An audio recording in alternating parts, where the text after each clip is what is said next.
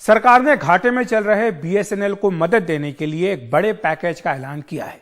कोशिश यह है कि बीएसएनएल घाटे से जल्द उबरे और नई तकनीक के साथ कदम ताल करे। लेकिन सरकार के इस कदम पर कई सवाल भी उठ रहे हैं। पहले देख लेते हैं कि जो बीएसएनएल को पैकेज दिया गया है इसका क्या ब्यौरा है। इस पैकेज के तहत करीब 1,64,000 करोड़ रुपए दिए गए हैं। 4 साल का पैकेज है ये और इसमें नकदी और गैर नकदी दोनों शामिल हैं। 43,964 करोड़ रुपए इसमें नगद देने का ऐलान किया गया है और इससे 4G जो सेवाएं हैं बीएसएनएल की इसमें अपग्रेड करी जाएगी। बीएसएनएल और भारत ब्रॉडबैंड निगम लिमिटेड का विलय भी होगा। इरादा क्या है सरकार का? सरकार चाहती है कि जो ग्रामीण क्षेत्र है वहां पर ब्रॉडबैंड का विस्तार बीएसएनएल के जरिए किया जाए। पंचायतों को ऑप्टिकल फाइबर से जोड़ने के लिए जो भारत नेट परियोजना चलाई जा रही है उसमें तेजी लाई जाए। ये भी साफ कर देते हैं कि बीएसएनएल के 36% जो उपभोक्ता हैं वो ग्रामीण क्षेत्र में हैं और इसीलिए गैर व्यावसायिक क्षेत्रों में पहुंच बढ़ाना जरूरी है। साथ ही बीएसएनएल की बैलेंस शीट को भी सुधारने की कोशिश सरकार इस पैकेज के जरिए कर रही है। कोशिश ये भी है कि सेवाओं में सुधार लाया जाए, ग्राहकों का संतोष बढ़ाया जाए। बीएसएनएल का क्या फायदा है? बीएसएनएल दरअसल उपकरणों के लिए घरेलू उत्पादों पर निर्भर है। जो बाकी निजी टेलीकॉम कंपनियां हैं वो आयात करती है, लेकिन बीएसएनएल भारत में ही बने उत्पादों का उपयोग करता है। तो इससे भारत आत्मनिर्भर भारत को बढ़ावा मिलने की संभावना है।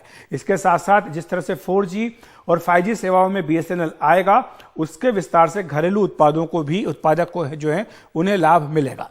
और बीएसएनएल क्यों जरूरी है? सरकार को क्यों लगता है? क्योंकि सुरक्षा की दृष्टि से सरकार के पास एक टेलीकॉम होना जरूरी है। नक्सल प्रभावित इलाके और सीमावर्ती इलाकों में टेलीकॉम का विस्तार बीएसएनएल के जरिए हो सकता है। वहां निजी टेलीकॉम कंपनियों की पहुंच नहीं है और ना वो जाना चाहती हैं। और ये जो पैकेज दिया गया है इसका क्या असर होगा ये भी देख लेते हैं। अगले 5 साल में घाटे से उबारने की उम्मीद की जा रही है। बीएसएनएल को मौजूदा सेवाओं की गुणवत्ता को सुधारने का प्रयास किया जा रहा है और बीएसएनएल जो अभी तक 4G में नहीं आया है उसकी सेवाओं को शुरू करने का भी इरादा है। लेकिन क्या यह फायदे का सौदा है इतनी बड़ी रकम बीएसएनएल में डालना? क्योंकि 101 करोड़ के करीब उपभोक्ता देश में भी हैं टेलीफोनी के और इसमें बीएसएनएल के पास केवल 12 करोड़ उपभोक्ता ही हैं।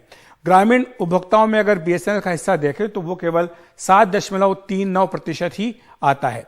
ग्रामीण क्षेत्रों में भी निजी टेलीकॉम कंपनियां पहुंच गई हैं, वहां पर उनकी मजबूत पकड़ बन चुकी है और कॉल रेट भारत में पहले से ही बहुत कम है, इसलिए रेवेन्यू बढ़ाने की गुंजाइश ज्यादा नहीं है। बीएसएनएल की चुनौतियां क्या हैं? क्योंकि इंटरनेट उपभोक्ताओं में उसकी बहुत कम हिस्सेदारी है।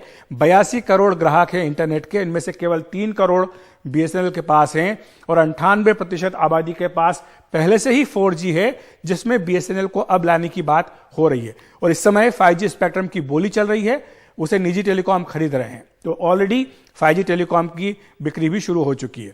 और अगर हम कुछ साल का आंकड़ा देखें तो बीएसएनएल लगातार घाटे में है। 2019-20 में 15,500 करोड़ रुपए का घाटा हुआ था।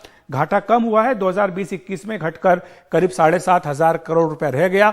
लेकिन अगर 3 साल को मिला दिया जाए तो करीब 30,000 करोड़ रुपए का घाटा बीएसएनएल को हुआ है। ये बड़ी रकम है और जो पैकेज आया है जाहिर सी बात है कि उस पर भी इस घाटे की रकम का असर पड़ेगा।